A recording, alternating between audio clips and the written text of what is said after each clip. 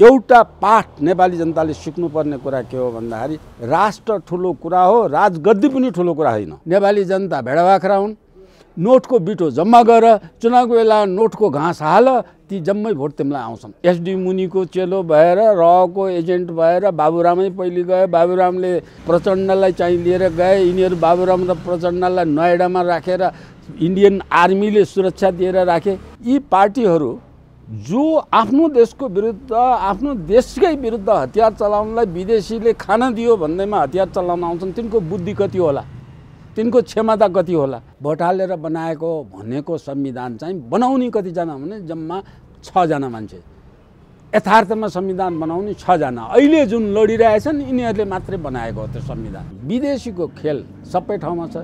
यी सबै विदेशीका एजेन्ट हुन्। यिनीहरू नौटङ्की हुन्, त्यो हुनसक्छ। सबै दलका नेता व्यक्तिवादी परक र दलीय सिद्धान्तविहीन अवस्थाका छन्। यस्तो दल हुनुभन्दा दलविहीन हुनु असल। नचाहिने कुरामा रगत पसिना गरेर तपाईँ दिनभरि बालुवालाई कोलमा हालेर दिनभरि तेल पेल्छु भनेर बालुवा कोलमा हालेर पेलेर दिनभरि मेरो पसिना खेर गयो भन्ने नचाहिने काम गरेका थिए। अब सचिन्छ बरु केही सिप नलाएर। दरबार हत्याकाण्ड त्यसै भएको त होइन। दरबार हत्याकाण्ड चाहिँ दिपेन्द्रले गरेको त होइन। हत्याकाण्ड गरेर पनि जम्मै परिवार सखाप बनेर उत्तराधिकारी हुने मान्छे नराख्ने योजना बनाउँदा पनि एउटा बाँचेर आयो। फेरि नेपालको आर्थिक उन्नति हुन अहिले पनि हुन नसक्नुमा इन्डिया कारक छ, आज पनि छ। त्यसका हजारौँ बिन्दु छन्। त्रिभुवनलाई मात्रै छोडिदिएको भए अथवा राजा महेन्द्र नभएको भए नेपाल सिक्किम भए जस्तै नेपाल पनि रहन्थ्यो, भुटान पनि रहन्थेन। अलोकतान्त्रिक र असंवैधानिक काम त 2052 सालबाट निरन्तर गरेको होइन र? प्रचण्डले पनि गरेका हुन्, प्रचण्डको जत्थाले पनि गरेको हो, माधव नेपालले पनि गरेका हुन्। नेपाली काङ्ग्रेसका सबै प्रधानमन्त्री भएका, बाँचेका मरेका सबैले गरेका हुन्। नेपाली काङ्ग्रेस अलि डराएर खान्थ्यो, टेबल मुनिबाट खान्थ्यो। तर जब प्रचण्डले यो भूमिगत जनयुद्ध गर्यो, त्यो जनयुद्ध गरिसकेपछि गिरिजा त्यसमा गएर टाँसिएर इन्डियाले टसाइदियो। टाँसिएर गइसकेपछि अनि कङ्ग्रेसले पनि खुलेआम लुटेर खान थाल्यो। पहिले सके 1 नम्बर स्वार्थ त सिक्किम जस्तै गर्ने, इन्डियाको एउटा प्रान्त बनाउने। त्यो बनाउन नसकेसम्म नेपालको इकोनोमी रिसोर्सेस जति छ इन्डियाले उपभोग गर्ने। अब कता जान्छ भन्ने कुरामा यिनीहरू जसले दिए पनि देश भर्खालयमा जान्छ। अहिले पनि इन्डिया माता त नेपाल छ। तपाईँको नेपालकै लिखितमा घोषणा गर्न मात्रै बाँकी छ नि। दल इन्डियाले भनेअनुसार जम्मै दल चल्छन्। चुनाव गराउने, संसद पुनर्स्थापन गराउने, यी सबै कुरा ती चटकीका खेल मात्रै हुन्, केही पनि। दलविहीन व्यवस्थामा जति उच्च कोटिको प्रजातन्त्र थियो अहिले दलीय व्यवस्थामा प्रजाको छैन। प्रजातन्त्र त भागभण्डाको विषय भयो, राष्ट्रलाई बाँडेर खाने। यो गलत नीति केपी ओलीले गरेर आएको हो भन्ने मात्रै भएको भए अहिलेको आन्दोलन ठिक थियो। केपी ओलीलाई हटाउन नेपाली जनता पनि लाग्थे, दल सबै लाग्थे। अब आउने राजनीति छोटकरीमा के भने विदेशी पस्न नपाउने हुनु पर्यो, विदेशी छिर्न नपाउने हुनु पर्यो, कसैको दाल भात खाएर नलड्ने हुनु पर्यो। नेपाल स्वतन्त्र सार्वभौम सधैँ राख्ने, सधैँ पृथ्वी रहेसम्म रहिराख्ने वातावरण बनाउने कुरामा मात्रै बुद्धिजीवी लाग्नु पर्यो। योजनाविद, राजनीतिक विश्लेषक प्राध्यापक डाक्टर शास्त्रदत्त पन्तलाई स्वागत गर्छु। पन्तज्यू, तपाईँलाई एभरेस्ट नेपालमा हार्दिक स्वागत छ। धन्यवाद। अब नेपालको राजनीतिमा ठ्याक्कै यही हुन्छ भनेर कसैले भन्न सक्ने अवस्था पनि छैन र के हुन्छ भनेर भन्न सक्ने अवस्था पनि छैन। तपाईँ एउटा विश्लेषक, लेखक र राजनीतिलाई नजिकबाट निहाल्नु भएको हिसाबले अहिलेको वर्तमान राजनीतिलाई कसरी लिनुभएको छ, कसरी हेर्नुभएको छ? मैले यहाँबाट सुरु गरेँ। यसमा दुःखको पक्ष वर्तमान राजनीति अहिलेसम्म मान्छेले, नेपाली जनताले आशा गरेको के थियो भने 30 वर्ष देशले दुःख पायो। अब अन्तिम अवस्था के भने विभिन्न खाले मान्छे आएर राजनीतिक अस्थिरता भयो, एउटा स्थायी र स्थिर सरकार भयो भने त्यसले गर्छ। उनीहरूले चाहिँ एजेन्डा जुन चाहिँ जे बनाउँछु देशलाई भनेका थिए, स्थिर सरकार भएपछि गर्छ भन्ने जनताको अन्तिम आशा थियो। अन्तिम आशा, अरू अनेक आशा उनीहरूले त्यागिसकेका थिए जनताले। अन्तिम आशा यो थियो। अब अहिलेको सरकार स्थिर सरकार 5 वर्षसम्म काम गर्ने स्थिर सरकार पनि बन्यो। अनि सरकार बलियो, 2/3 करिब 2/3 सरकार बलियो सरकार पनि भयो। अब यो अवस्थामा हुन्छ भन्ने जनताको अपेक्षा ठुलो थियो। अब सरकार देश चाहिँ एउटा स्थिर राजनीतिमा आउँछ अनि त्यो स्थिर राजनीतिले एउटा दिगो राष्ट्रिय मूलनीति बनाउँछ, जनताका समस्याहरूको लाई केलाउँछ, देशको वस्तुस्थितिलाई केलाउँछ, आयातित वस्तुलाई घटाउँछ, निर्यात वस्तुलाई बढाउँछ, रोजगार सबै गर्छन् बढाउँछ। अब लगभग 66-67 लाख नेपाली रोजगारका लागि विदेश गएका छन्। ती विदेश गएका मध्ये 80-85% फर्केर आउने अवस्था छ। तिनी 80-85% भनेको 60-65 लाख मान्छेलाई नेपालमा रोजगार दिन्छ। ती आएपछि नेपालमा एउटा औद्योगिक क्रान्तिको रूपमा देश अगाडि बढ्छ र राज्यले यसलाई सघाउँछ भन्ने जनताको अपेक्षा थियो। अब त्यो जनअपेक्षा चाहिँ सत्तामा गइसकेपछि, अहिलेको सरकार सत्तामा गइसकेपछि र सत्ताको लुसाचुडी र अंश बढ्ना भाग बढ्ना, देशको सम्पत्तिलाई, देशको स्रोत साधनलाई दुरुपयोग गर्ने, देशको शासन व्यवस्थालाई गलत बाटोमा लिएर जाने, व्यक्तिवादी राजनीति गर्ने अनि सिद्धान्तविहीन भएर व्यक्ति जो मन लाग्यो त्यही गर्ने, राष्ट्रिय मूलनीति बन्ला भन्ने ठाउँमा हरेक मन्त्री 6 महिनामा मन्त्री फेरिने, हरेक मन्त्रीले त्यो मन्त्रालयको मन लागेको नीति बनाउने अनि त्यो नीतिलाई कार्यान्वयन गर्न मन लागेको ऐन बनाउने, मन लागेको गराउने। अब यो किसिमको कुरा प्रवृत्तिगत रूपमा यो गलत कुराहरू आयो। अब यहाँनिर रिमार्केबल कुरा, महत्त्वपूर्ण कुरा के हो भने यो गलत नीति केपी ओलीले गरेर आएको हो भन्ने मात्रै भएको भए अहिलेको आन्दोलन ठिक थियो। केपी ओलीलाई हटाउन नेपाली जनता पनि लाग्थे, दल सबै लाग्थे। तर केपी ओली भन्दाको विरुद्ध खडा भएका मान्छे सबै मन्त्री भएका मान्छे छन्, प्रधानमन्त्री भएका मान्छे छन्, तिनको शासन व्यवस्था हेरिसकेका छन्, तिनले बोलेको कुरा विश्लेषण गरिसकेका छन्, तिनको चरित्र सबैलाई थाहा छ। उनीहरूले बाट तैँले छोड मैले खान्छु भने त उनीहरूबाट त्यो पस्केको थालको भात तानातान गरेको बाहेक अरू कुरा चाहिँ केही पनि छैन। यिनीहरू यति नीच गरेका छन् कि एक कप चियामा लडेका छन्, एउटा चोक्टा मासु तैँले बढी खाइस् भन्ने किसिममा लडिरहेछन्। त्यसो हुनाले अहिले तपाईँले अब कता जान्छ भन्ने कुरामा यिनीहरू जसले दिए पनि देश भर्खालैमा जान्छ। पक्ष पार्टी फुटेका दुवै पक्षका जुनसुकै पक्षको हातमा आए पनि अब देशमा शासन व्यवस्था सुदृढ भएर चल्छ भन्ने कुरा चाहिँ यसमा मान्न सकिन्न। मतलब संसद पुनर्स्थापना भए तापनि अथवा चुनाव भए तापनि त्यसले दिगो जनताको लागि केही गर्छ भन्ने तपाईँलाई विश्वास छैन? अब केपी ओलीले असंवैधानिक र अलोकतान्त्रिक काम गरे हो भनेर जुन अर्को पक्षले आरोप लगाइरहेछ, संसद विघटन गर्ने भन्ने कुरा संविधानको कुनै धारामा पनि उल्लेख छैन। केपी ओलीले संसद विघटन गर्दा म फल्नु धाराअनुसार गरेँ भनेर कोड गरे पनि कहीँ छैन, राष्ट्रपति कार्यालयले थपिदिया भन्ने कुरा पनि आइरहेछ भने संविधान तह कानुन तह त केपी ओलीले अलोकतान्त्रिक काम गरे त हो नि हेर्दाखेरि। होइन, अब तपाईँ यसलाई यति केपी अहिलेको करेन्ट इस्युमा मात्रै सञ्चार माध्यम किन जान्छ? अलोकतान्त्रिक र असंवैधानिक काम त 2052 सालबाट निरन्तर गरेको होइन र? प्रचण्डले पनि गरेका हुन्, प्रचण्डको जत्थाले पनि गरेको हो, माधव नेपालले पनि गरेका हुन्, नेपाली काङ्ग्रेसका सबै प्रधानमन्त्री भएका बाँचेका मरेका सबैले गरेका हुन्।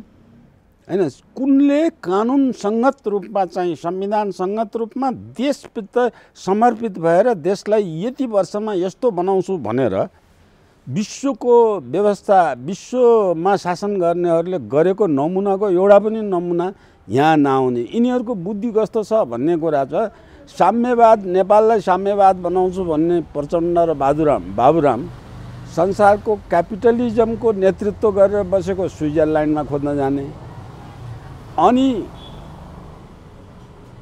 नेपाली काङ्ग्रेसले सिङ्गापुर बनाउँछु भन्ने जुन सिङ्गापुरमा चाहिँ डेमोक्रेटिक डिक्टेटरले शासन गरेको छ त्यो तानाशाही त्यो जसको विरोधमा भन्छ त्यो नेपाली काङ्ग्रेसले भन्ने। अब यस्ता किसिमका भएको हुनाले यिनको बौद्धिक स्तर अत्यन्त गिरेको छ, यिनीहरूको मानसिक स्तर अत्यन्त गिरेको छ, यिनीहरूको वंशज। यसकारण हाम्रो पूर्वीय सभ्यतामा के भन्छ, एउटा किसिमको बिहा गर्दाखेरि पनि कुलको केटी मूलको पानी यो पनि चाहिन्छ भन्ने हाम्रो पूर्वीय संस्कारमा त्यो कुरा पनि आउँदो रहेछ कि। अब त्यस्तै राजनीति गर्नेमा पनि कुलायन हुनुपर्छ, एउटा अनुभव हुनु, वंशज अनुभव हुनुपर्छ। अनि त्यसपछि तिनीहरूको शैक्षिक तीनटा कुरा, वंशज अनुभव हुनुपर्छ, शैक्षिक क्षमता शैक्षिक ज्ञान हुनुपर्छ, अनि त्यो ज्ञान अनुसारको क्षमता हुनुपर्छ, क्षमता अनुसारको सिप हुनुपर्छ। त्यो यी सबै कुरा भएपछि पनि चरित्र यति उच्च हुनुपर्छ कि त्यसले 1 रुपियाँमा 1 पैसा तलमाथि पनि गर्दैन भन्ने, फेरि नियत पनि स्वच्छ सफा भएको हुनुपर्छ।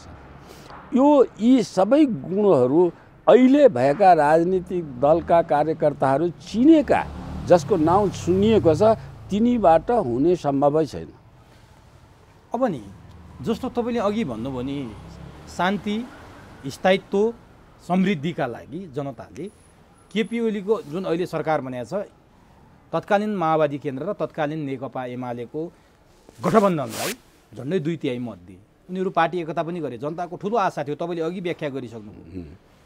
कहाँनिर गडबड भयो, कहाँनिर कुरो मिलेन, अथवा कहाँनिर हस्तक्षेप, विदेशको हस्तक्षेपको पनि कुरा हुन्छ। तपाईँले अलिकति विदेश मामिला पनि दखल राख्ने भए हुनाले धेरैले भने यो विदेशीको हस्तक्षेप पनि छ, नेपालको आन्तरिक घरेलु कलह मात्रै होइन भनिरहेको। कहाँनिर गडबड भयो र यो स्थिति सिर्जना भयो त? अनि यसलाई तपाईँहरूले यसरी बुझ्नुहोस्, नेपाली जनतालाई यसरी बुझाउनुहोस् भन्छु मैले कि यो कहाँनिर विदेशी हस्तक्षेप भयो भन्ने कुरा भन्नुभन्दा पहिले विदेशी हस्तक्षेप किन हुन्छ त्यो कुरा बुझ्नु पर्यो। पहिला त्यहाँबाट जानु पर्यो। विदेशी हस्तक्षेप हुनलाई नेपालको इतिहास पढ्नुपर्छ। नेपालको स्वतन्त्र सार्वभौम आजसम्म यत्रो विश्व पुरा चाहिँ वरिपरि, नेपालको वरिपरि विश्वभरिकोलाई उपनिवेश भएर बसेकोमा नेपालले जोगाउन कसरी सक्यो, त्यहाँदेखिको अवस्थाको इतिहास के छ, नेपाललाई कसरी तल पार्न सकेन भन्ने इतिहासलाई चाहिँ हेर्न पर्यो। अनि इन्डिया स्वतन्त्र भइसकेर पनि हिमालय तल सबै इन्डिया हो भन्ने इन्डियन नीति त्यसबेला 1947 देखिको नेहरू र सरदार वल्लभभाई पटेलको नीतिदेखि लगातार आएको कुरामा यहाँ बलियो भएर, नेपाल बलियो भएर खान नदिने अवस्थाका मान्छे को छन् भन्ने कुरा पृथ्वीनारायण शाहले जोगाएर बनाएको सिर्जिएको नेपाललाई नेपाल स्वतन्त्र सार्वभौम राख्ने अवस्थामा चाहिँ पुगेर इन्डिया क्याप्चामा नगएर यता सिक्किम पनि खाएछ, उता जम्मू काश्मीर पनि खाएछ, दमन दिउ अबि पण्डिचेरी तमाम चिज इन्डिया स्वतन्त्र भएर पनि बेलायतको अङ्ग्रेजले जसरी उपनिवेश बनाउँथ्यो त्यो उपनिवेश नीति त इन्डियाले छाडेको छैन। इन्डियाको शासन व्यवस्था पनि अहिलेसम्म बेलायती छ। इन्डियाको काम चलाउ सरकारी भाषा पनि बेलायती छ, अङ्ग्रेजी नै छ। इन्डियामा कुनै पनि चिज पूर्वीय संस्कार संस्कृतिको चिजले काम गरेका छैन। अब त्यसमाथि पनि नेपालको प्रचण्ड जस्तो टाइसुट कस्ने, अनि इन्डियाको कङ्ग्रेस आइ पनि टाइसुट कस्ने, बेलायतीको टाइसुट कस्ने पार्टी हो। इन्डियामा पूर्वीय सभ्यताको हुनुपर्छ भन्ने कुरा त यही चाहिँ भाजपा भारतीय जनता पार्टीको पक्षका आरएसएसको समूहका मान्छे हुन्, ती हारेर बसेका मान्छे हुन्। अब तिनले पनि अहिले आएर तिनले शासन गर्ने बेला त अहिले 60-65 वर्षसम्म कङ्ग्रेसले लकाडेर बनाएको जन्जालमा त्यो संविधान फाल्न पनि सक्ने अवस्था छैन। अहिले त्यो संविधानभित्र बस्नु पर्यो। त्यो अर्गनाइजेसन सफ्ट डेस्क परराष्ट्र नीति पनि इन्डियाले जगडेर बसाएको छ। भाजपाले चाहेर पनि गर्न सक्ने अवस्था छैन त्यस किसिम। तर यति हो अलिकति सुधार। अब यो सुधार त भाजपाले भन्दा त रामदेव र बालकृष्णले चाहिँ गरेका छन्। बढ्ता तिनीहरूले पूर्वीय सभ्यताको प्राच्य सभ्यताको जोगाउने काम बरु तिनीहरू जस्ता निजी क्षेत्रबाट गरेका छन्। सत्तामा बसेकाले त्यति गर्न सकेका छैन।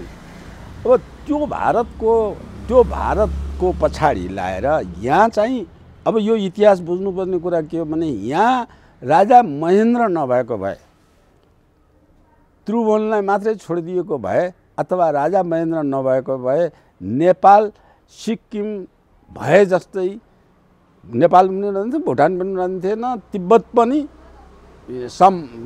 यो चिनको माथा जाने अवस्थामा के हुन्थ्यो लथालिङ्ग छ। पृथ्वीनारायण शाहले त वर्ल्डमा पावरमा गएको, विश्वमा कहिले घाम नअस्ताउने बनाएको अङ्ग्रेजलाई खेदेर लखडेर पठाएको हो नि। अनि त्यसले चाहिँ लखटेर पठाएपछि पृथ्वीनारायण शाहले तिब्बततिर पस्न, अङ्ग्रेजलाई पस्नलाई बिचमा ब्लक गरिदियो नि यहाँ नेपालबाट, तिब्बततिर पस्न पनि पाएन नि। अनि तिब्बत पनि एउटा स्वतन्त्र बनाउनलाई नेपालको योगदान छ नि। त्यो इतिहासलाई बुझेर काम गरेर नेपाललाई सदा स्वतन्त्र बनाएर राख्ने काम त राजा महेन्द्रले गरेका हुन्। राजा महेन्द्रलाई यो नेपाली काङ्ग्रेसले सत्तो सराप गर्ने त यी अहिले दल फुटेका दलको बुद्धि र नेपाली काङ्ग्रेसको बुद्धिमा कुनै अन्तर छैन। ती पनि त्यही लुटेर खाने हुन्। नेपाली काङ्ग्रेस अलि डराएर खान्थ्यो, टेबल मुनिबाट खान्थ्यो। तर जब प्रचण्डले यो भूमिगत जनयुद्ध गर्यो, त्यो जनयुद्ध गरिसकेपछि गिरिजा त्यसमा गएर टाँसिएर इन्डियाले टसाइदियो। टाँसिएर गइसकेपछि अनि कङ्ग्रेसले पनि खुलेआम लुटेर खान थाल्यो। त्योभन्दा पहिले कृष्णप्रसाद भट्टराई यही कारणले चाहिँ थाकेर बाहिर निक्लेका हुन्। अब यी सबै कुराहरूमा चाहिँ, तर यी सबै जति जे भए पनि यो जम्मै कुरामा महेन्द्रसँग इन्डिया हार्यो।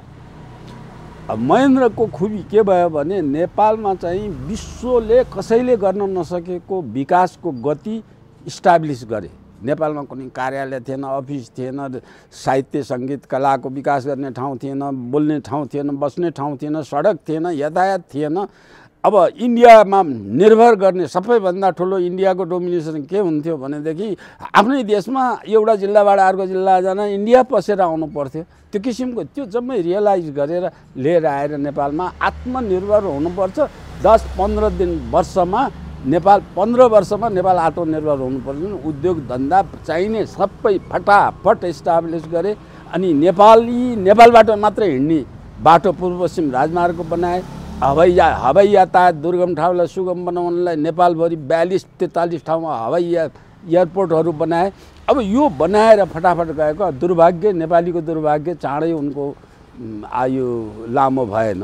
त्यो नेपालीको दुर्भाग्य हो। तर के भने देश जोगाए।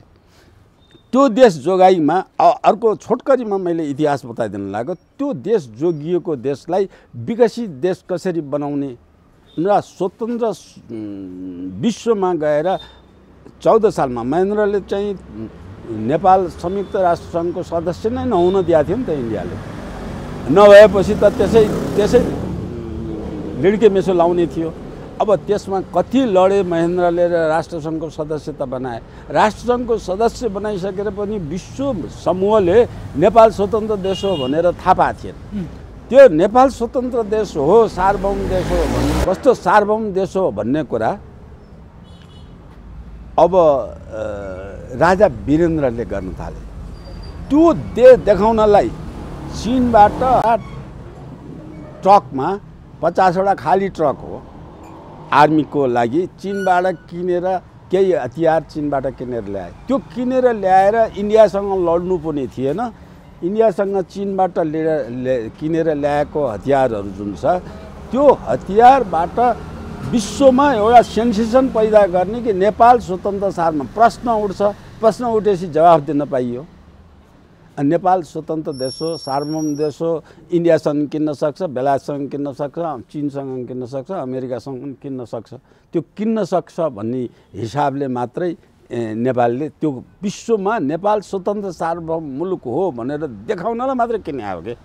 अनि अमेरिकाबाट पनि किनेर बेलायतको बाटो भएर लिएर आएको। इन्डियाले आकाशमाथि उड्न पनि दिएन, तैपनि ल्याएर आए।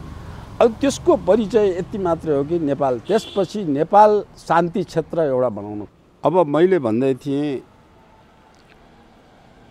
राजा वीरेन्द्रले नेपाललाई स्वतन्त्र सार्वभौम मुलुक हो, त्यसको डिग्निटी इन्डियाको र नेपालको नेपालमा फरक हुँदैन, अमेरिका र नेपालमा फरक हुन्छ। सोभरियन भनेको त्यो इक्वल स्ट्याटस हो। त्यो स्ट्याटस सानो टापु राज्य मालदिवको राष्ट्रपति गयुम नेपालमा आउँदाखेरि नेपालले सबभन्दा विश्वलाई देखाउनलाई चाहिँ गयुमलाई इन्डियाको राष्ट्रपति आउँदा या अमेरिकाको बेलायतको रानी आउँदा जे सत्कार गरेको थियो, गयुम आउँदा नि त्यही सत्कार गरेको थियो। त्यो भनेको सार्वभौम विश्वलाई सोभरियन देश कस्तो हुन्छ भनेर देखाउनलाई, चिनाउनलाई गरेको। अब इन्डियाको स्थिति, इन्डियाले नेपाललाई त्यो दबाएको स्थितिलाई जोगाउनको लागि, त्यो स्थितिलाई जोगाउनको लागि सार्क बनाउने सङ्गठनको रूपमा राजा वीरेन्द्रको फेरि ठुलो भूमिका छ। खास गरेर नेपाल र बङ्गलादेश दुईटाको अनुरोधमा सार्क सङ्गठन बनेको हो।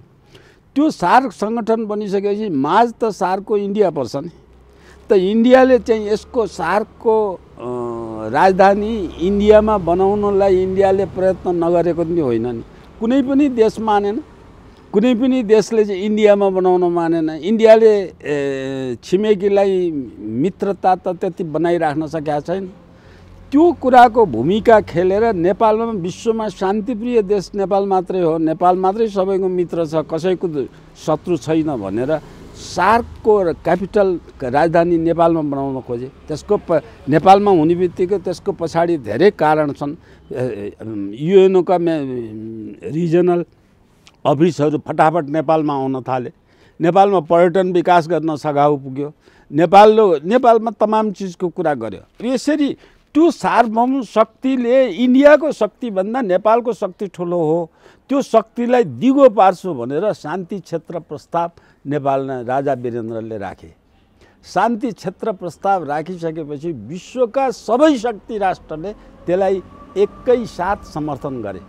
यी सबै भूमिकाको पछाडि समर्थन गरे र नेपाल चाहिँ सार्क मुलुक हो, इन्डियाभन्दा पनि माथिको एउटा सोभरियन पावर मुलुक हो र यसले यो सत्य न्याय यथार्थको निमित्त नडग बगाइकन बस्ने मुलुक हो भनी देखाउनलाई चाहिँ खोजे उनले। त्यो देखाउन खोजेको कुरामा राजीव गान्धी र राजा वीरेन्द्रसँग बिचमा त व्यक्तिगत मनमुटाव समेत भएर आयो। यी सब कुराहरूमा पाकिस्तानमा सार्कको बैठक बोलाएकोमा चाहिँ राजा वीरेन्द्रले चिया खान बोलाएकोमा, राजीव गान्धीले बोलाएकोमा गएनन्, तह मिलेन भन्ने भावनाले गएन। तर यथार्थ कुरा इन्डियाले यसलाई स्वतन्त्र देशको रूपमा व्यवहार नगरिदिएको कारणले भएको हो। अब त्यो कारणले गर्दाखेरि नेपालको आर्थिक उन्नति हुन अहिले पनि हुन नसक्नुमा इन्डिया कारक छ, आज पनि छ। त्यसका हजारौँ बिन्दु छन् जुन बिन्दुमा त्यो राजासँग साथ दिएर भएका सम्पूर्ण दलहरू नेपालमा मिलेर राजा र दल मिलेर फटाफट देशको विकास गर्नेतिर, देशको माया गर्नुतिर गएर त्यो राजालाई हामीले मुठीमा राख्न सकेनौँ। त्यसलाई फाल्नु पर्यो। लो आऊ तिमीहरू चाहिँ हामीलाई धन पैसा पनि दिन्छु, हतियार पनि दिन्छु, खाने बस्ने ठाउँ दिन्छु भनेर भनेको पछाडि लाग्ने प्रचण्ड, बाबुराम, माधव नेपाल, अब यो चाहिँ यी सबै किसिमका लाइन परेर जाने मान्छेहरूले अब केही सिप नलाएर दरबार हत्याकाण्ड त्यसै भएको त होइन।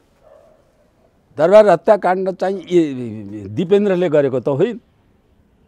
अब यो जासुस गरेर हत्या, यो केही सिप न हत्याकाण्ड गरेर पनि जम्मै परिवार सखाप बनेर उत्तराधिकारी हुने मान्छे नराख्ने योजना बनाउँदा पनि एउटा बाँचेर आयो फेरि हैन, एउटा बाँच्यो।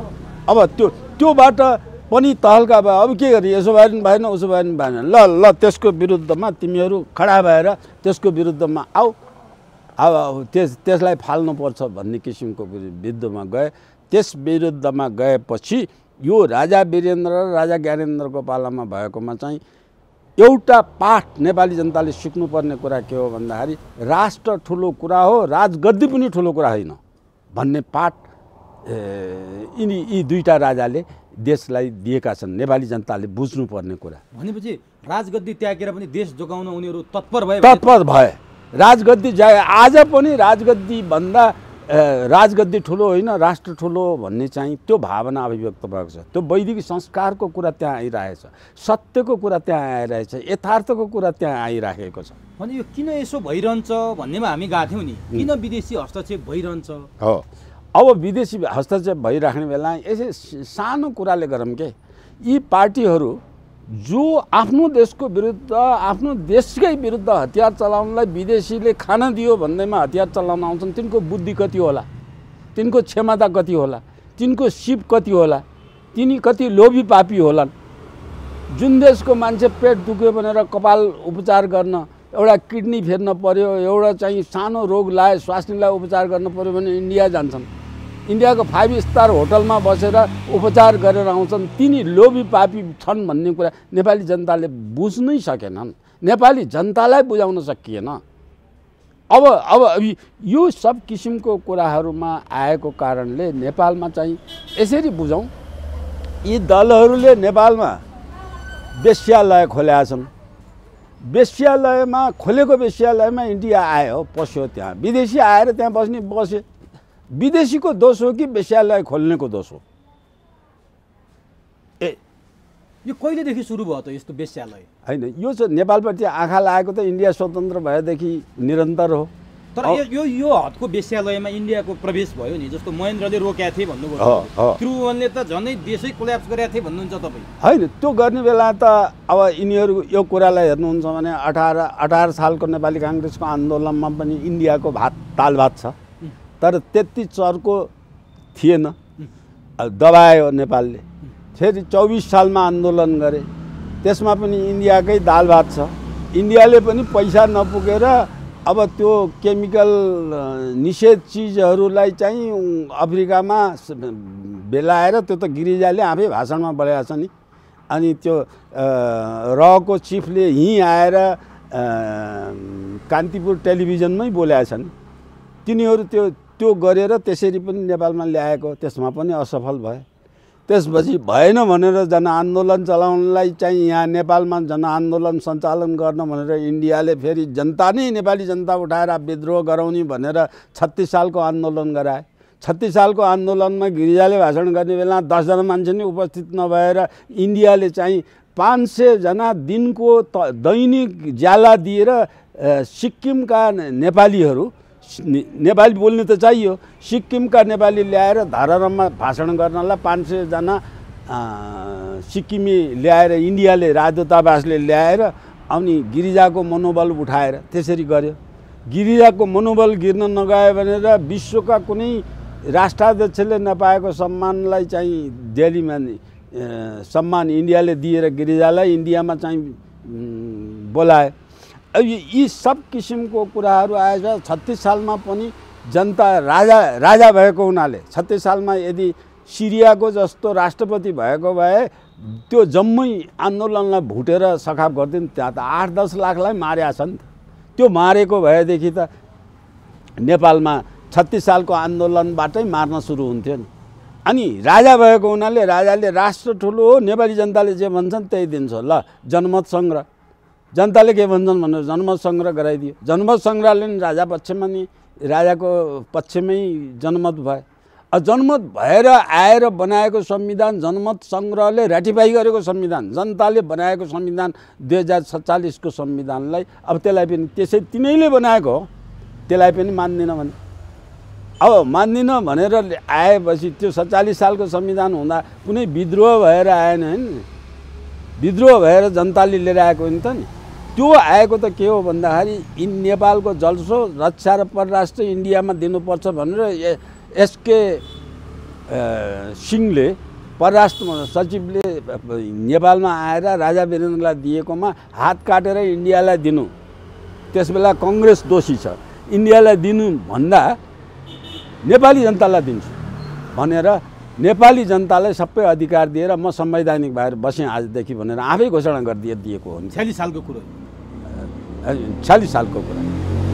अब यो अवस्थामा आइसकेपछि यो जम्मै दिइसकेर राजा राजा संवैधानिक भएर बसिसकेपछि अब के चाहियो थियो यो दललाई? अनि फेरि 52 सालको द्वन्द्व सुरु गराइयो होइन?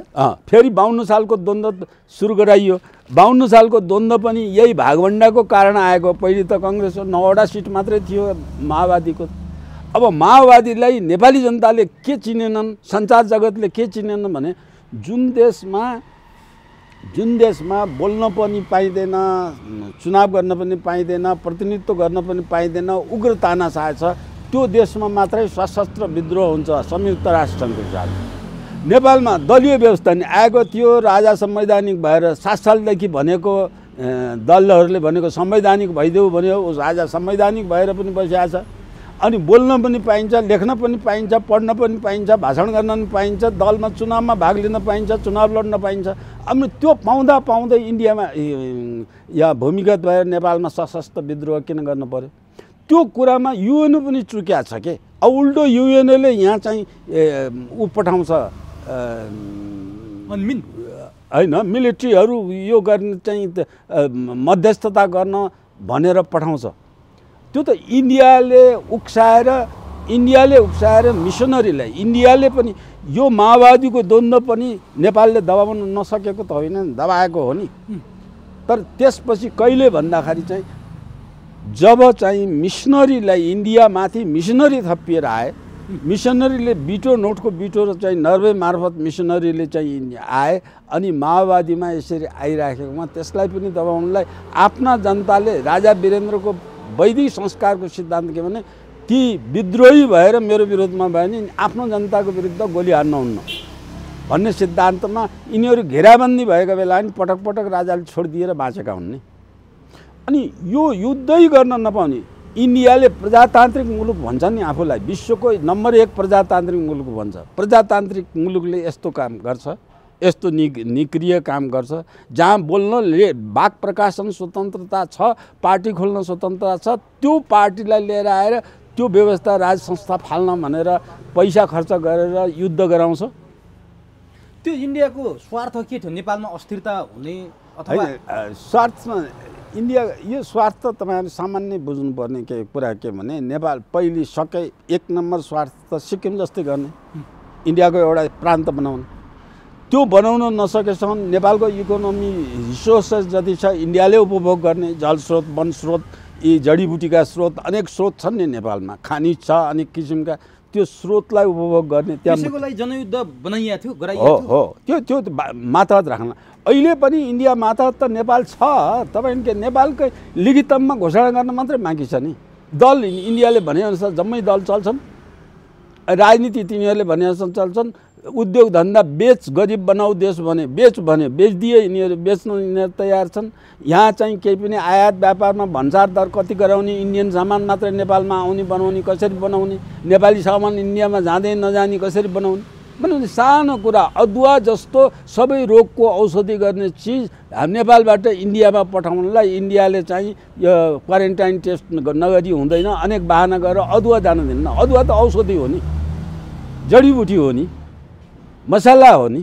यो कुरा 52 सालमा जनयुद्ध हुँदै गर्दा प्रचण्डलाई थाहा थियो कि थिएन हामी इन्डियाबाट प्रयोग भइरहेछौँ? किन थाहा नहुने? प्रचण्ड थाहा, त्यो जुन बेलामा कहिलेदेखि थाहा थियो भने 52 सालमा यिनीहरू गए, 52, 53, 54, 55 सालसम्म यिनीहरू ट्र्याप परेका थिएनन्। यिनीहरू नेपालभित्रै थिए। नेपालभित्र भएर उनीहरूले चाहिँ बदमासीको विरुद्ध अब रक्सी कारखाना तोडफोड गरे पनि रक्सी कारखाना सारखाना तोड्थे, उद्योग धन्दा अरू गतिला उद्योग धन्दा तोडेका थिएनन्। त्यो नेपाली माटोमै थियो, नेपाली माटोमै थियो। त्यस कारणले यो 55 सालसम्म यिनीहरूको त्यो उग्र पनि गरेका थिएनन्। नेपाली जनता डराउनु पर्ने अवस्था पनि थिएन र यिनीहरूले राम्रै काम गरेका थिए कि जुवा खेल्न निषेध गर्ने, रक्सी खान निषेध गर्ने, त्यो त नराम्रो काम त भनेन। कहाँबाट इन्डियाको पोल्टामा गयो?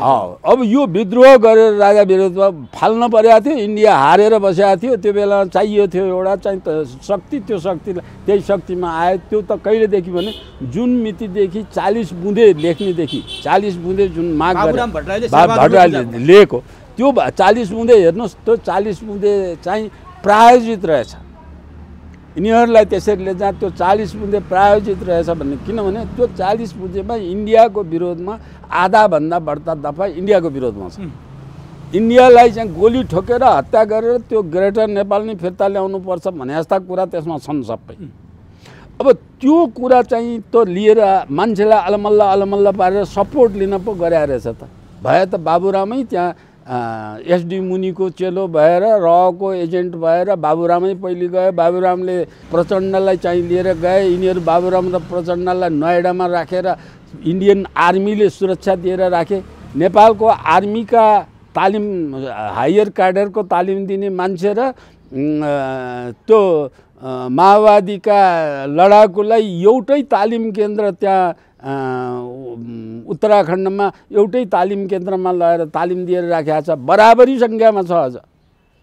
अनि त्यो किसिमको कुराहरू, यस्तो गलत कुराहरू सार्वजनिक रूपमा आउँदाखेरि राजा ज्ञानेन्द्रले द्वैत चरित्र भयो भनेर भनेका हुन्। सत्य त बोलेको। चक्राताको कुरा गर्नुभएको तपाईँले हो।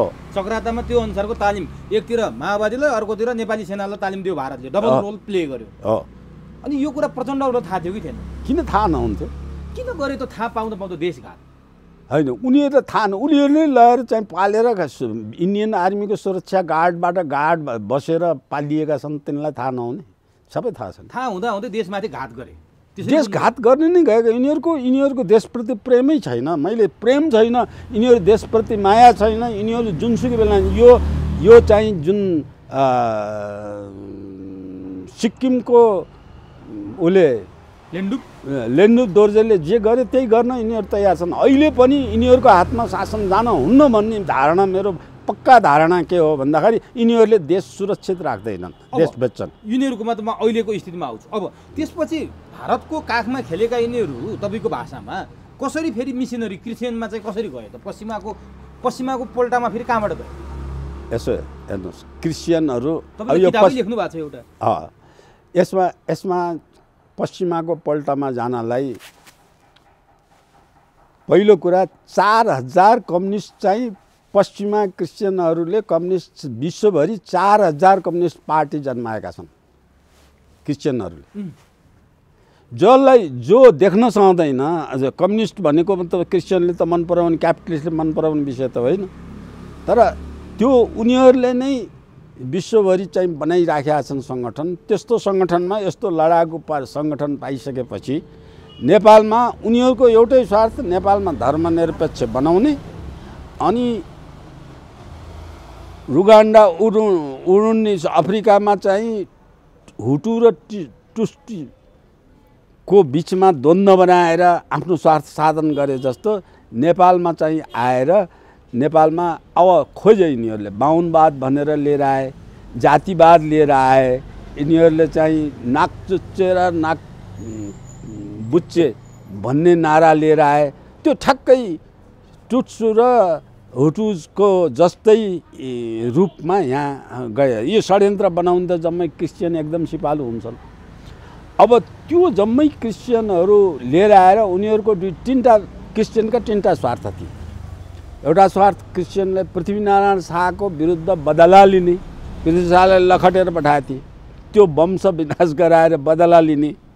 अर्को स्वार्थ यिनीहरूको नेपालमा सधैँभरि नेपाललाई धर्मनिरपेक्ष बनाएर नेपाललाई क्रिस्चियन गराउने वातावरण बनाउने। अनि नेपाल सम्पन्न भयो भने फेरि उनीहरूको डोमिनेसन रहिराख्दैन, सम्पन्न भएपछि त टेर्दैन। अनि यसलाई गरिब बनाइराख्ने।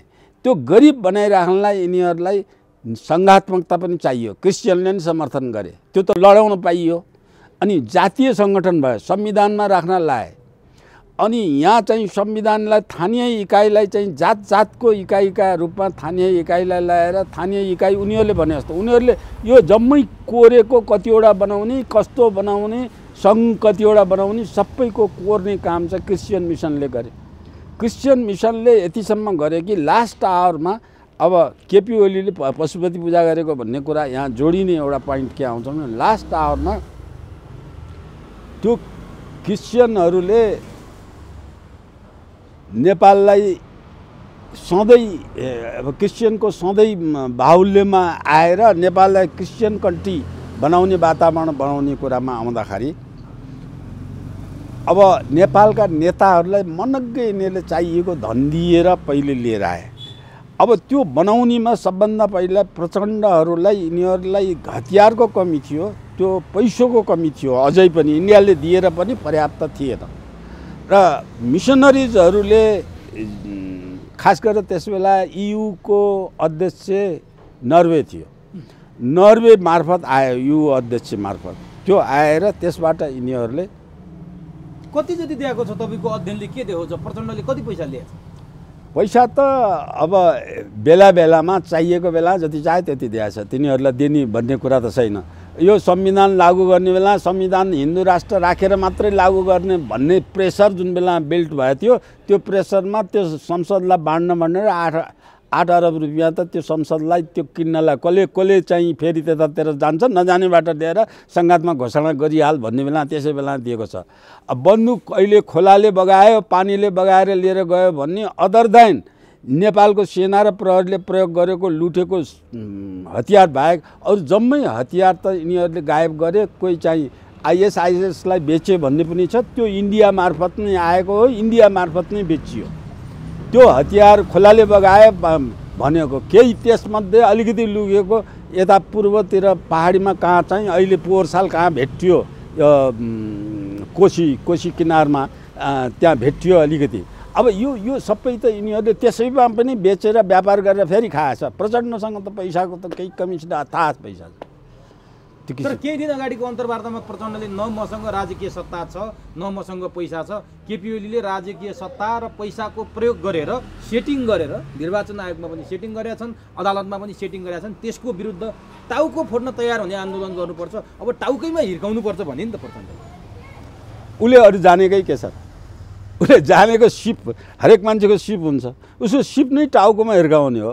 पहिले काङ्ग्रेसको ढाडमा चढेर राजाको टाउकोमा हिर्काउन आएको थियो, अब अहिले नेपाली जनताको ढाडमा चढेर टाउकोमा हिर्काउने भनेर आइरहेको छ। हिर्काउने बाहेक अरू जाने, देश बनाउने त जानेकै छैन, बिगार्ने मात्रै जानेको छ उसले। डिस्ट्रक्टिभ नेचरको त इनबर्न नेचर, यसलाई हेर्ने हो भने त मानसिक यो मेन्टल फोबिया हो के, यो रोग हो एउटा। यिनीहरू रोगी छन् जम्मै, धनका लोभी, त्यसका लोभी, त्यो किसिमका छन्। अब यो प्रचण्डले यसो भन्दै जाँदाखेरि प्रचण्डका नातिहरू छन्, 2टा नाति छन्। अब तिनीहरूले खाने बस्ने चुहिएको अलिकति रहला, त्यो निकालेर खान सक्ने वातावरण आउँदैन। नेपाली जनताले धेरै गएछ, स्विजरल्यान्डको केस जन्मिराखेको छ, सरकारले सत्तामा भएकोले यो गर्न सकेका छैन। अब त्यो नेटवर्किङको सिङ्गापुरको केस त्यत्तिकै छ। अब साउदी अरेबियामा राखेको कुरा परिवार समेत गएर छोराको नाउँमा त्यहाँ भएको कुराहरू बाहिर आइरहेछ। अब यो सबै अहिले त यिनीहरू सत्तामै छन्, बसिरहेकै छन्, यिनीहरूसँग त्यो सिप पनि बाँकी छ, त्यो लडेका मान्छे पनि बाँकी छन्, तिनलाई जति भने दिने पैसा पनि छ। अब लड्छन् भने त्यो पैसा अब पनि क्रिस्चियन मिसनले दिने ठाउँ पनि चिनाएका छन्, सबैसँग परिचय पनि भएछ, सबैसँग पनि भएछ। अब त्यसो हुनाले यिनीहरूले त्यो सिप बाहेक अरू छैन। अब देश कहिलेसम्म ध्वस्त बनाउने, प्रचण्डलाई सोध्नुहोस् अब तपाईँहरूले, देश कतिसम्म गर्ने, कहाँ देशको भूभाग इन्डियालाई कति छोड्ने कि इन्डिया सार्वभौमिकता छोड्ने हो कि इन्डियामा यिनीहरू सार्वभौम प्रेमी त छैन नि। यो सीमा विवाद भएको बेलामा प्रचण्डको प्रस्ताव आएको थिएन जन्म सङ्ग्रह गर्ने भनेर। अनि यस्ता मूर्ख मान्छेको पछाडि लाएर जनता हिँड्ने। अबको कुरा के हो भने कमसेकम यो संविधानले 5 वर्षको एकचोटि भोट हाल्ने अधिकार दिएछ जनता, सबै अधिकार जनतामा हुनुपर्छ। पूर्वीय राज संस्थाले सबै अधिकार जनतामा राख्छ। अब प्रचण्ड किन यस्तो डिस्ट्रक्टिभ भयो त तपाईँले भने जस्तो? रोग हो यो, मानसिक रोग हो एउटा। मान्छेहरू त अनेक खालका रोगी हुन्छन्, त्यो मानसिक रोग हो। अब नि 2064 सालमा 63 सालमा यिनीहरू अवतरण भए, 64मा जनताले त्यसरी पत्याएको प्रचण्ड प्रत्यक्षमा के झन्डै बहुमतै ल्याएका ती प्रचण्ड बिस्तारै क्षयीकरण हुँदै केपी ओलीसँग माग्ने र आज चाहिँ सडकमा आएर लम्पसार परेर बस्ने, चिसोमा बस्ने, आन्दोलन गर्ने, टाउको फोड्न आऊ भन्ने अवस्थामा किन पुगे प्रचण्ड? होइन, अब हिजो त कुरा के भने मलाई पनि सोध्नुहुन्छ भने यिनीहरू सत्तामा आएपछि लेनिनको जस्तो शासन लिएर आउँछन् भन्ने थियो। लेनिनको शासन आएर पनि नराम्रो त थिएन। 6वटा ट्र्याक्टर भए, मैले रुसलाई कत्रो बनाउँथेँ भनेर सपना देख्ने लेनिनले 6 लाख ट्र्याक्टर निर्यात गर्ने क्षमतामा पुर्याएको हो नि। त्यस्तो गर्यो भने त त्यही लेनिनको शासन जस्तै प्रचण्डले यहाँ शासन गर्यो भने कसलाई चित्त दुखाइ छ र? तर किन सकेनन् उनले? त्यो किन सकेनन् भने झुटको खेती गरेका थिए, नचाहिने काम गरेका थिए, डिस्ट्रक्टिभ काम गरेका थिए। 60,000 परिवार, 60,000 परिवारमा कति जनता हुन्छ? त्यो जनतालाई मैले नेपालमा कपास खेती गराएर कपास खेतीबाट त्यहाँबाट आएको कपास खेतीबाट त्यो हेटौँडा टेक्सटाइल र बुटवल धागो कारखानालाई पुग्नलाई विदेशबाट आयात गर्न नपर्ने नेपालको बाँके, बर्दिया र दाङमा चाहिँ जिल्लामा 60,000 परिवारले गरेको कपास खेती गर्ने कपास कम्पनी थियो, कपास विकास बोर्ड थियो। त्यो सबै चाहिँ तिनीहरूको जग्गा छ, 10,000 बिघा जग्गा कपास खेती गर्ने सार्वजनिक सरकारी जग्गा छ। त्यो जबै विध्वंस गरेर जुन बेलादेखि पार्टीका कार्यकर्तालाई त्यो जग्गा बाँडेर त्यो खेती विनाश गर्यो। 60,000 फ्यामिली भनेको 7 लाख 6-7 लाख जनसङ्ख्या बेरोजगार एउटा प्रोजेक्टबाट गराइदियो। अब त्यो बनाइदिइसकेपछि त्यसपछि यो लुटा डकैती प्रवृत्ति मात्रै हो, यो कुनै राजनीति पार्टी होइन, यो साम्यवादी नै होइन भन्ने कुरामा म पुगेको। त्यस बेलासम्म मैले समर्थन गरेका थिएँ प्रचण्डलाई। जसले पनि राम्रो काम गर्छ भने हामी त स्वतन्त्र रूपको देशको माया छ, देशमा राम्रो काम गर्ने जसलाई पनि गर्छौँ। यही केपी ओलीले पनि जुन बेला नाकाबन्दी इन्डियाले गर्यो, नाकाबन्दी गरे बेला चीनसँग नाका खोलेको, त्यो त राम्रो काम हो नि, वेलकम गरेको हो नि, स्वागत गरेको हो नि।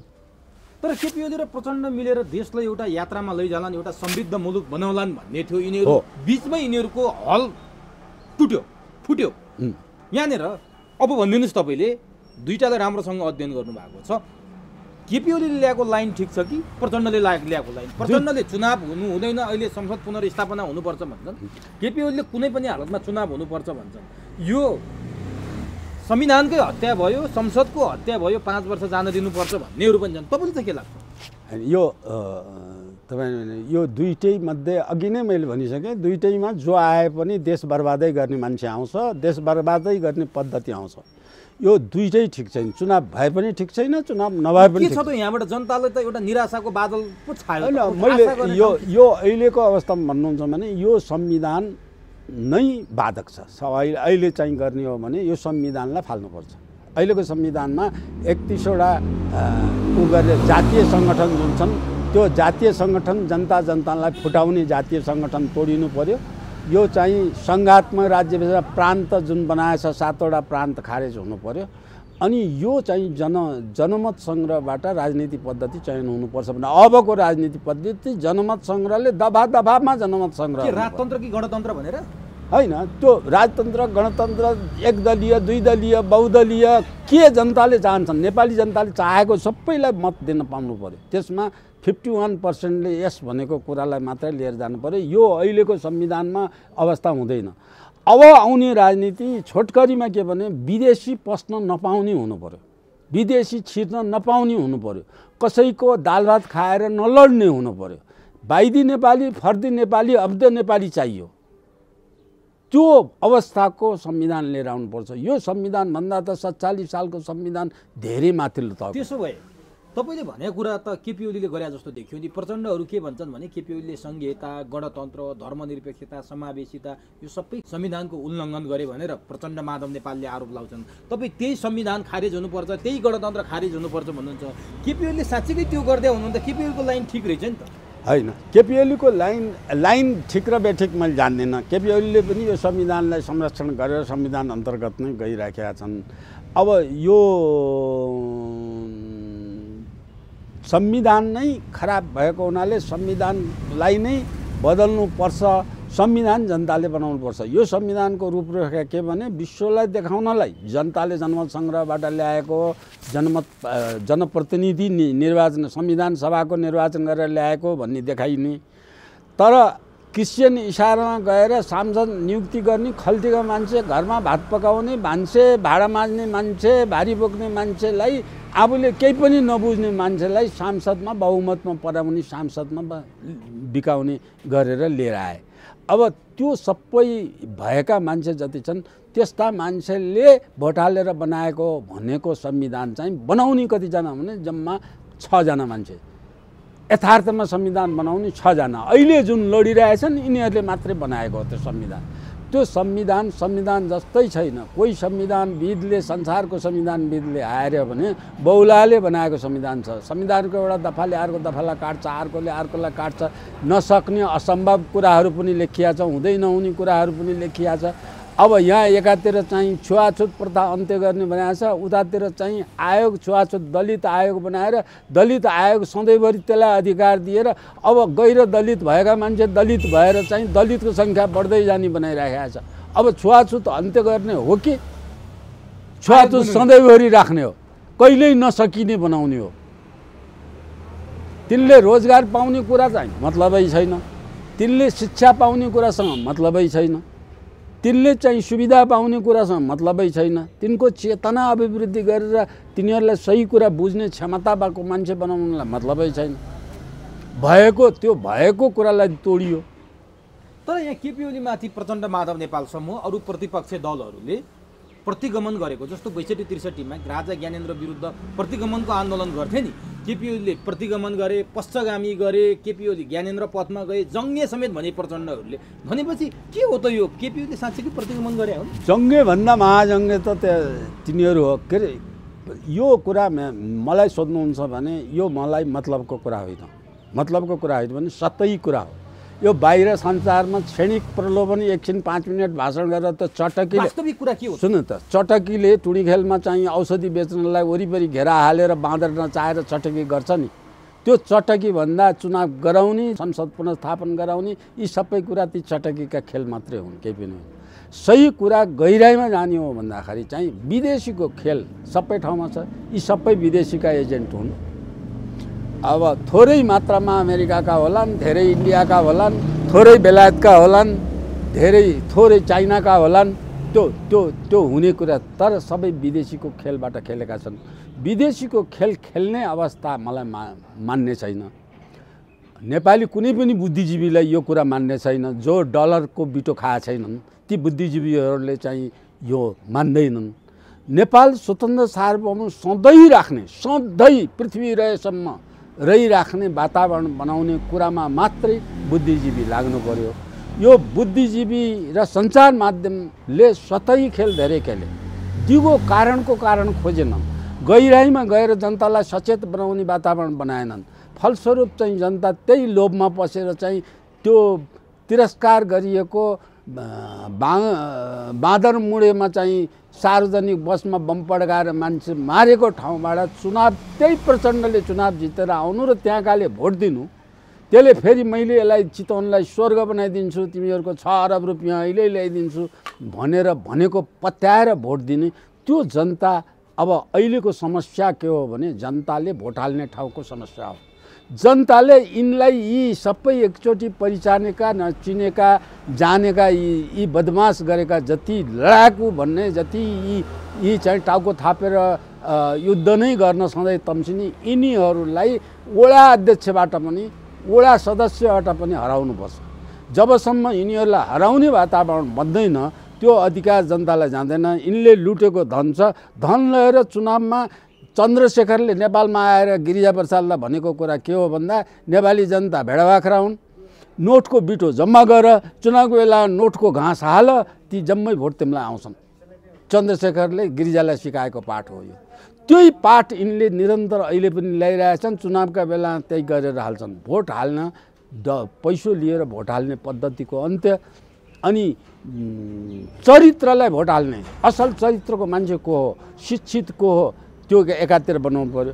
अर्को यो संविधान खारेर संविधानमा संवैधानिक निकाय जति छन् त्यसमा चाहिँ पूर्वाधार तयार गरेर योग्यता कति, क्षमता कति, अनुभव कति, चरित्र कति, एभव अल कुरा के भने कुनै पनि पार्टीको कहिल्यै पनि सदस्य नभएको व्यक्ति मात्रै संवैधानिक आयोगहरूमा जान पाउने संवैधानिक व्यवस्था हुनु पर्यो। त्यहाँ चाहिँ संविधान व्यवस्था यिनीहरूले बनाएको, जो मान्छे चाहे त्यही ल्याएर, जसरी सांसद बनाए जो मान्छे ल्याए त्यही मान्छेलाई सांसद बनाएर ताली ठोक्ने समूह मात्रै बनाइयो, दलको ताली ठोक्ने समूह बनाइयो सांसद। त्यो समूहमा बनाए जस्तो यसमा पनि त्यो समूहबाट मुक्त हुने चाहियो। त्यो उनीहरूले चाहेको मान्छे ल्याउन नपाउनु चाहियो। त्यो योग्यता संविधानले घेरा हालेको दफाले तिनीहरू कहीँ पनि त्यसमा आउन नपाउने अवस्थाको बनाउनु पर्यो कि त्यो संविधान नभएसम्म दलीय व्यवस्था रहेसम्म एउटा तोड्नु पर्यो। अर्को संविधानमा कुनै पनि राजस्वको अंशबाट तलब खाने, जस्तो शिक्षक, युनिभर्सिटीका शिक्षक, हाई स्कुलका शिक्षक, पढाइ सार्वजनिक संस्थानहरू, पब्लिक इन्टरप्राइजेसहरूका कर्मचारीहरू जम्मै छन्, जति छन्, यिनीहरू कुनै पनि दलको सदस्य भएको भए ती दलको सदस्य भएपछि स्वत खारेज हुने, स्वत चाहिँ पदबाट खारेज हुने संवैधानिक व्यवस्था हुनु पर्यो। कुनै पनि दलको नभएकोले मात्रै गर्नुपर्छ। राजस्व खाने जनताले तिरेको एउटा दलको काम गर्ने, अनि तिनले दलको पक्ष र विपक्षमा काम गरेर जनताको कामै नगर्ने। अहिले नेपालभरिको आजभोलिको शासनमा चाहिँ तपाईँ गोर्खाको घटना अहिले थुप्रै आइरहेछन्, नेपालका जिल्लामा घटना आइरहेछन्। त्यो सत्ताधारी पार्टीको जुन पार्टीको सदस्य बनेर चाहिँ गएछ त्यसको पार्टीको जनता आयो भने त्यसको काम गरिदिने, त्यो विरोधी आयो भने कामै नगरिदिने, केही सिप नलाएर बाध्यात्मक रूपमा गर्नु पर्यो। नागरिकता प्रमाणपत्र बनाउने, पासपोर्ट बनाउने भन्ने कुरालाई नि 7 दिन 8 दिन 9 दिन लगाउने, पैसा झार्ने, त्यो किसिमको अवस्था अहिले आएको छ। त्यसो हुनाले यसलाई सुधार्न संविधानमा हजारौँ बिन्दु यस्ता छन् जसलाई सुधार्नुपर्छ। तर सबैभन्दा मुख्य कुरा संवैधानिक निकायमा सिफारिस गर्ने मान्छे योग्यता निर्धारण पहिले नै, सांसदको योग्यता निर्धारण पहिले नै, अनि त्यो जनप्रतिनिधि भएर अब यो कन्सेप्ट नै पुरानो भइसक्यो क्या। जनप्रतिनिधिको निमित्त नेपालमा जन्मेको जोसुकै नागरिक प्रधानमन्त्री हुन पाउँछ भन्ने धारणै अन्त्य गर्नु पर्यो। यो किसिमको योग्यतम वैदिक शासन व्यवस्था चाहियो, योग्यतम अत्यन्त उत्तम देशका जनताले, देशभरिका जनताले मन पराएको प्रधानमन्त्री, आफ्नो निर्वाचन क्षेत्रभरि मन पराएको सांसद। अब त्यो व्यक्ति आउनलाई त्यसको पनि शैक्षिक योग्यता पनि चाहियो, उमेरको योग्यता पनि चाहियो, उसको चरित्रको योग्यता पनि चाहियो, फटा नभएको, कसैलाई दुःख नदिएको मान्छे पनि चाहियो। त्यो सबैले पताएको मान्छे आउने र त्यसपछि त्यो आएको मान्छेलाई रिकल गर्ने अधिकार हुनु। भनेको जस्तो गरेन भने बिचैमा त्यो प्रत्यावर्तन गरेर फिर्ता ल्याउन पाउनु चाहियो। सबै अधिकार भोटरमा, जनतामा हुनु पर्यो। यो त तपाईँले हुनुपर्ने कुरा गर्नुभयो। अब अलिकति म राजनीतिक सिनारियोमा देखिएको कुरा गर्छु अनि हामी बिदा होला। जस्तो केपी ओलीले असंवैधानिक कदम गरे भनेर प्रचण्डहरू आन्दोलित छन्। केपी ओलीले हिजो बोलेका कुरा बैलगाडा चढेर अमेरिका जानु र नेपालमा गणतन्त्र आउनु उस्तै हो भन्ने कुरालाई अहिले खुब चाहिँ बजारमा उपभोग्य सामग्री बनाएका छन् प्रचण्ड माधव। केपी ओली पनि त्यस्तै गर्दैछन्। पशुपतिनाथमा अहिलेसम्म केपी ओली गएनन्, ईश्वरको नाममा शपथ खाएनन्, होली वाइनमा विवादित बने। ती केपी ओलीले अहिले पशुपति जानु एउटा कम्युनिस्ट पार्टीको नेता, कम्युनिस्ट आदर्श बोकेको नेता, एउटा भौतिकवादी नेता, पशुपति जानुले कुनै अर्थ राख्छ? गम्भीर अर्थ छ, यो रहस्यपूर्ण छ, अर्थपूर्ण छ भन्छ, तपाईँले के लाग्छ? यो पशुपति यो कुरा मैले त्यति महत्त्वको ठान्दिनँ। मैले यो कुरालाई महत्त्व ठान्दिनँ। यिनीहरू साम्यवादीमा लागेका दलका सबै नेता नौटङ्की गर्न सबै सिपालु छन् होइन। अब त्यहाँ होली वाइन खाना त 1 करोड रुपियाँको पुरस्कार पाउने थिए, पुरस्कार पाउनको लागि खाना गए होलान् होइन। 1 करोड रुपियाँ पाए नि त, $1,00,000 दियो नि त। अब यस्ता स्वार्थका कुराहरू चाहिँ होलान्। अब पहिले यो पशुपतिमा जाने अथवा गाडा चढेर अमेरिका जान पाइँदैन भन्ने कुराहरूको कुरा उखान टुक्काका कुरा जस्तै कुरा हुन्।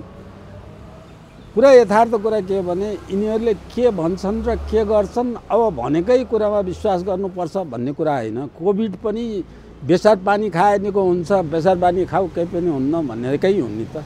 त्यो आयुर्वेद पूर्वीय सभ्यताको कुरा पनि गरेका हुन् नि। त्यो यसलाई रमाइलोको रूपमा लिनुपर्छ। पशुपतिलाई म्युजियममा लगेर राख्नुपर्छ भन्ने नेपाली काङ्ग्रेसको बिपी कोइराला, अब उनले भने त्यही काङ्ग्रेस बिपी कोइरालाले चाहिँ राज संस्था हटाएपछि पशुपतिमा पूजा गर्न चाहिँ वार्षिक रूपमा जाने ठाउँमा राजाभन्दा अगाडि आफू गएर पूजा गरे होइन र। उसले कहिले पूजा गरे? क्रियै गर्दैन, ईश्वरै मान्दैन। ऊ पनि त नास्तिक हो नि। गिरिजाको परिवार पनि नास्तिक हो नि, गिरिजा पनि नास्तिक हो नि। अब त्यो के भने राजनीतिक माहौलको एउटा कुराको बनाउन, राजनीतिक माहौल बनाउन। त्यही त यो अर्थपूर्ण कहाँनिर भयो भने जति बेला केपी ओलीमाथि आरोप लागेको छ, संविधान नै केपी ओलीले ध्वस्त पार्न थाले, अझै के भन्न थाले मान्छे भने केपी ओली राज संस्था पुनर्स्थापित गर्ने लाइनमा छन् भनेर आशंका गरिरहेछन्, हिन्दू धर्म फर्काउने लाइनमा छन्। चाहे त्यो जी न्युजले दिएको अन्तर्वार्ता होस्, केपी ओलीले जुन पूर्वीय दर्शनको व्याख्या गरे त्यहाँ, त्यो राम्रो हो, नेपालीहरूको लागि राम्रो हो। तर अर्को पक्षले आशंका पैदा गर्यो कि साँच्चै होइन, आशंका पैदा गर्नेलाई पनि तपाईँहरूले प्रश्न सोध्नुभयो कि यहाँ त 30 वर्ष त पञ्चायतले 30 वर्षमा गरेको काम, पञ्चायत गएपछिको 30 वर्षमा गरेका काम तुलना गरेर हेऱ्यो भने जनताले के आशा गर्ने त? यो चाहिँ सङ्घात्मकता भएर के हुँदो रहेछ त? सङ्घात्मक भए पार्टी जो सत्तामा जान्छ, पार्टीका दोस्रा तहका कार्यकर्तालाई जाहिर खुवाउने रहेछ, जाहिर खुवाउने भयो नि। त्यसो हुनाले अब हुने संविधानमा कुनै पनि जनप्रतिनिधिले तलब खाने व्यवस्था हट्नु पर्यो। तलब हुँदैन। राजनीति भनेको निस्वार्थ निष्कलङ्क जनसेवा गर्ने हो। होइन, मैले तपाईँसँग खोजा उत्तर अझ कहाँनिर हो भने नि, जस्तो केपी ओलीले यो जुन गतिविधि गरिरहेछन्, प्रचण्ड माधव नेपाल पक्षहरू, काङ्ग्रेसहरू, अरू मैले त्यसको जवाब दिइसकेँ। राजावादीहरू खुसी छन्, धर्मनिरपेक्षताको विरोध गर्ने, हिन्दू धर्म चाहिन्छ भन्नेहरू केपी ओलीको हरकतबाट खुसी छन्। आज आन्दोलन गर्न छोडिसके, राजावादीहरू सडकमा देखिन छोडिसके। यसको तादम्यता कहीँ कता होइन। मैले तपाईँको प्रश्नको जवाब दिइसकेँ। मैले के भने भएर के भयो, यसले सङ्घात्मकता मास्न थाल्यो, मासिएर भएर सङ्घात्मकले के गरेछ, धर्मनिरपेक्ष मास्न थाल्यो। 19 दिनको आन्दोलनको उपलब्धि गुम्ने भयो, हाम्रो रगत होइन। त्यो रगत पसिना चाहिँ नचाहिने कुरामा रगत पसिना गरेर तपाईँ दिनभरि बालुवालाई कोलमा हालेर दिनभरि तेल पेल्छु भनेर बालुवा कोलमा हालेर पेलेर दिनभरि मेरो पसिना खेर गयो भन्ने नचाहिने काम गरेका थिए। अब सचिन्छ बरु त्यो किसिमको धर्मनिरपेक्ष हुने चिज होइन। पहिले धर्मको अर्थै बुझाएको छैन, नेपाली जनताले पनि ठुल्ठुला विद्वानहरूले पनि बुझाएको छैनन्, धर्मको अर्थै बुझाएको छैनन्। धर्मनिरपेक्षै हुँदैन, धर्म शाश्वत सत्य कुरा हो। धर्मनिरपेक्षै नहुने कुरालाई जबरजस्ती निरपेक्ष घोषणा गरे। यिनीहरूले रिलिजनलाई धर्म मानेका छन्। रिलिजन भनेको पार्टी हो, सम्प्रदाय हो, मजहब हो, त्यो धर्म होइन। त्यसो भए केपी ओलीले जानेर नजानेर जुन अब गल्ती भनौँ न अर्कोको भाषामा भन्यो भने गर्दैछन्, त्यो यदि साँच्चीकै हामीले भने जस्तो धर्मनिरपेक्षता खारेज हुने, सङ्घीयता खारेज हुने भने जनताको पक्षमा काम गर्ने केपी ओली जनप्रिय बन्ने हुन्। अब जानेर गर्लान् अथवा नजानेर गर्लान्, त्यो लाइनबाट होइन। त्यो त धर्मनिरपेक्षै हुँदैन त मैले भनिसकेँ। यदि खारेज भयो संविधानमै भने पनि, संविधानै खारेज भयो, गणतन्त्रै खारेज भयो, केपी ओलीले जो जनताले जे माग राखेका छन् त्यो अनुसार गएर अगाडि बढेर यो कुरा पुरा भयो भने, प्रजातन्त्र भनेको त त्यही हो। जनताले जे माग्छन् त्यही पुरा गर्ने प्रजातन्त्र हो। राजाले गणतन्त्र, राजाले राजगद्दी जनताले मागे भनेर छोडिदिए नि त, राजगद्दी पनि छोड्नु पर्दो रहेछ नि त। राजाले चाहिँ दल मागे भने जनताले दल पनि दिए नि त, राजाले दलीय व्यवस्था पनि दिए नि। तर प्रजातन्त्रको अर्थ कसैले बुझाएको छ भने दलविहीन व्यवस्थामा जति उच्च कोटिको प्रजातन्त्र थियो अहिले दलीय व्यवस्थामा बजाएको छैन। प्रजातन्त्र त भागभण्डाको विषय भयो, राष्ट्रलाई बाँडेर खाने, विदेशीको गुलाम भएर विदेशीको पैसा चाहिँ ल्याएर खाने। त्यसो भए केपी ओलीले गरेका लाइन ठिक छ भन्ने मान्नु पर्छ? होइन, मैले केपी ओलीले गरेका हुन् भने केपी ओलीले गरेको ठिक छ कि बेठिक छ त्यो मलाई थाहा छैन। तर मलाई यति थाहा छ कि धर्मनिरपेक्ष भन्ने हुँदैन, संविधानबाट हट्नुपर्छ। अब यो जातीय सङ्गठन, यो जातीय सङ्गठन हुनु हुँदैन, यो हट्नुपर्छ। सबै जनता बराबरी हुनुपर्छ। सबै जनताले शिक्षा, स्वास्थ्य सुविधा संविधान खारेज हुनु पर्यो तपाईँको माग हो।